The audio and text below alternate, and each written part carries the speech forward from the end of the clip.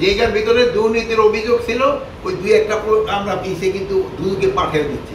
কাউকে দুর্নীতির জন্য কাউকে ছাড় দেওয়া হবে।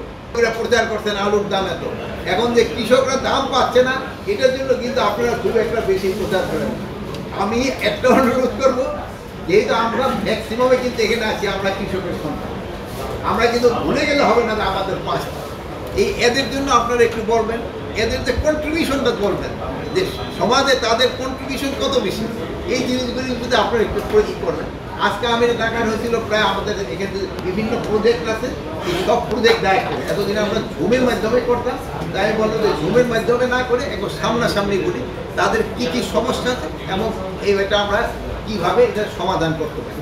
যেমন ধরেন এখন এই যে এবার কিন্তু কিছু আমাদের চাউল আমদানি করতে যেন আমাদের এই আমদানি যেন করতে না, এই যে ধরুন যে এবার কিন্তু ফলন এত ভালো হওয়ার পরও কিন্তু চাউলের কিন্তু একটু বাজারে একটু চাউলের দাম কিন্তু একটু বেড়ে যাচ্ছে, এটা কিন্তু হওয়া উচিত না।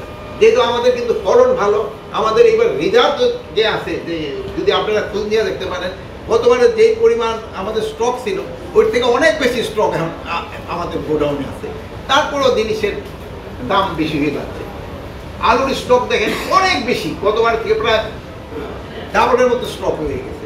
এইগুলির ক্ষেত্রে যদি আপনারা একটু লেখেন তো কৃষকরা কিন্তু খুশি হয়। ওরা যদি ছোট্ট একটু লেখা দেখে যে আপনি ওগো সম্বন্ধে লেখছেন, ওরা খুব খুশি হয়। আর আপনারা যদি না লেখেন তো ওরা কিন্তু একটা আনন্দ পায়।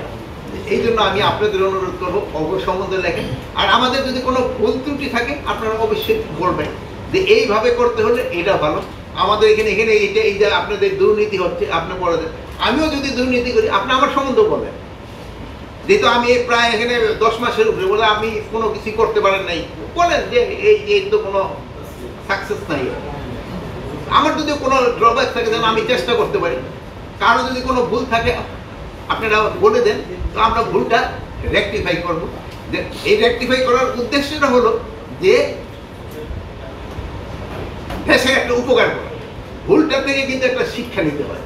এই ভুলগুলি আপনারা আমাকে ধরাই দিলেন, আর যেই জায়গায় আমরা ভালো কাজ করি ওটাও আপনি একটু, যেহেতু সবাই কিন্তু একটুখানি চায় যে তার ভালো কাজটা একটু প্রতিফলন হোক এবং লোকে বলুক, এটাও কিন্তু চায়, এটাও আপনারা বলুন। আমার এইটুকু একটু বলার আপনার কাছে উদ্দেশ্য ছিল। এখন যদি আপনাদের কোনো প্রশ্ন থাকে এটা বলবেন, পরে আমি একটা জিনিস একটু আপনাকে বলবো। ওই যেমন ধরো আপনাকে পেঁয়াজ, যেমন ধরো যে আমরা এয়ার ফ্লো ব্যবস্থা করছি, গতবারের থেকে দেখছেন এবার পেঁয়াজ কিন্তু অনেক বেশি হয়েছে, বাজারের দরও কিন্তু কম্পারেটিভলি কিন্তু অনেক কম। আপনি যদি দেখেন গতবারের থেকে এবার সবজির দামও যদি দেখেন অন্যান্য বারের থেকে কিন্তু এবার একটু কম আছে না মার্কেটে। হয়তো আপনারা ওই দেখবেন আমাদের আপনারা মাইন্ড করেন না, যেহেতু ইনফর্মাল আলোচনা, এবার ওই মুরগির দামটা বেড়ে গেছে, সোনালির দাম বেড়ে গেছে। ওইটা যেটা কমে ওটা কিন্তু খুব সহজে বলতে চান না, এটাও বলেন যে এটার দাম বাড়ছে এটার দাম কমছে, এটা হলে একটু আমাদের সুবিধা হয়। আর এই যে আমরা ধরেন যে পেঁয়াজের এয়ার ফ্লো একটা ব্যবস্থা করতেছি, 8000 যেন পেঁয়াজগুলি যেন নষ্ট, প্রায় আমাকে 8000 টনের মতো পেঁয়াজ নষ্ট হয়ে যায় অনেক সময়। এই যেহেতু জানেন পেঁয়াজ পচনশীল একটাই, এটা যেন না হয়। প্লাস আপনারা যে আমরা ওই শীতকালে অনেক সময় সবজি অনেক বেশি হয়ে যায়, আর শীতকালীন থেকে গ্রীষ্মকালীন সবজি আসতে প্রায় 1 মাসের মতো একটা পিরিয়ড দেয়, এটা কি বলে লিন পিরিয়ড।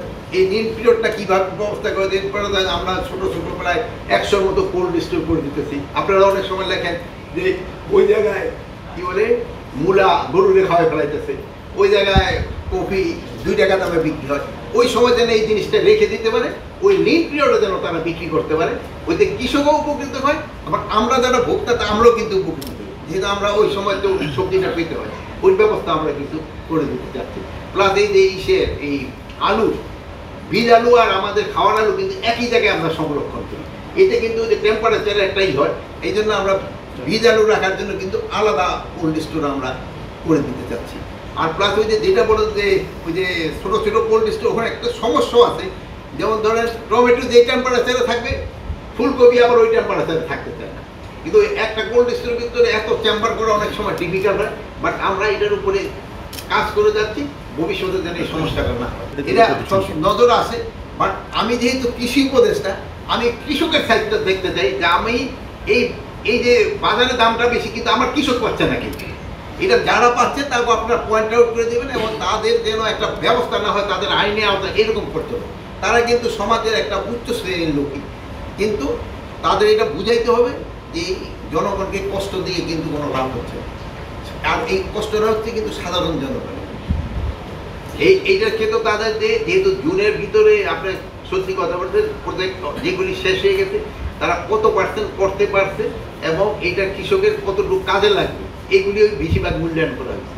একটা প্রজেক্ট করা হয়েছে, প্রজেক্টটা ইমপ্লিমেন্টেশনের পর মানে যারা এটা কাজে লাগাবে তাদের কি পরিমাণ কি হচ্ছে এইগুলি সম্বন্ধে আলোচনা হয়েছে এবং ম্যাক্সিমাম দেখা গেছে এই প্রজেক্টগুলি আমাদের একটা ভালো সুফল নিয়ে আসবে।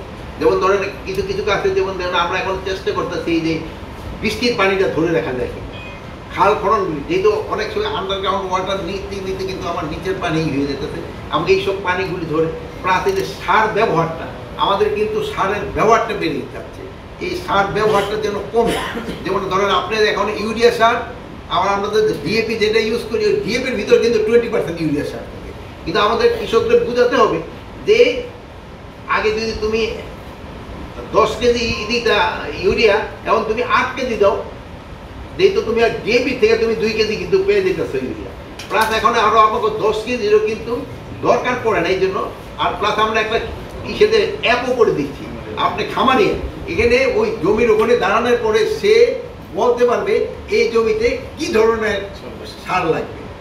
আর হয় কি আমাদের দেশে আরেকটা জিনিস আপনাকে একটু, আমাদের কিন্তু টপ সয়েলগুলি নষ্ট হয়ে যায় অনেক সময়, উপরগুলি নিয়ে আই যে আমাদের ইট বানানো, ইটের ভাটায় আমাদের অনেক জমি নষ্ট হয়ে যাচ্ছে, আমাদের কৃষি জমি কিন্তু অনেক কমে যাচ্ছে।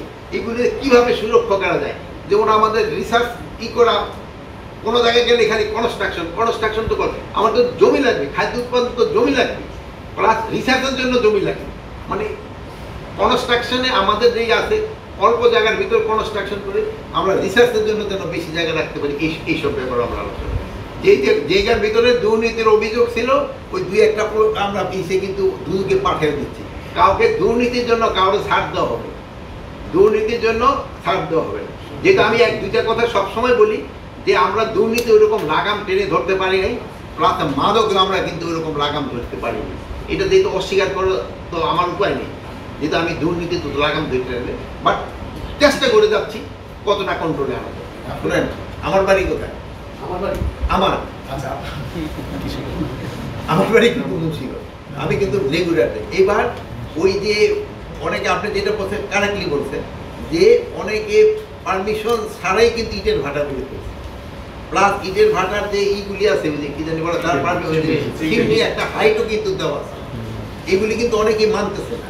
প্লাস এইটা অনেকে না, যে হয়তো একটা এই ভাই একটা ভাটা পারমিশন নিছে কিন্তু বাট উনি চিমনিটা নিচে করে রাখায় ওই ভাইয়ের ধানের জমিটা নষ্ট হয়ে গেছে।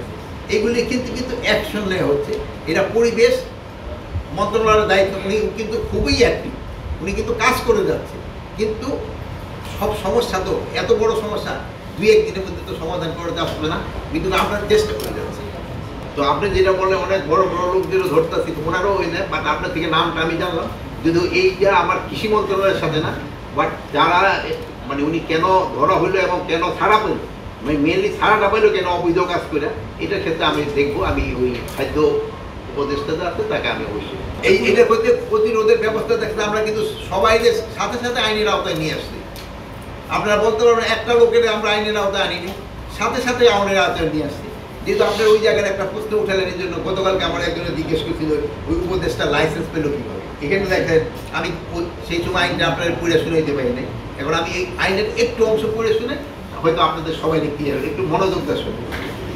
নিম্নে বর্ণিত পদধারী ব্যক্তিবর্গের লাইসেন্স প্রাপ্তির জন্য নির্ধারিত আয় কর পরিশোধের বাধ্যবাধকতা থাকবে না। এরা হলো স্পিকার, ডেপুটি স্পিকার, মন্ত্রী, প্রতিমন্ত্রী, উপমন্ত্রী, সমপর্যায়ে সম্পন্ন ব্যক্তিবর্গ, সংসদ সদস্য, সিটি কর্পোরেশন মেয়র অবলিক ক শ্রেণী পৌরসভার মেয়র, জেলা পরিষদের প্রশাসক, উপজেলা পরিষদের চেয়ারম্যান, বিচারপতিবৃন্দ, সরকারি গেজেটে বিজ্ঞপ্তি সনদপ্রাপ্ত মুক্তিযোদ্ধা, জাতীয় বেতন স্কেলে ষষ্ঠ ও তদুত গ্রেডভুক্ত কর্মরত অবসরপ্রাপ্ত সরকারি কর্মকর্তা, সামরিক বাহিনীতে কমিশনপ্রাপ্ত প্রথম শ্রেণী কর্মরত ও অবসরপ্রাপ্ত কর্মকর্তা, চলমান জাতীয় দলের শুটার যথাযথ কর্তৃপক্ষ কর্তৃক প্রস্তাবিত হবে।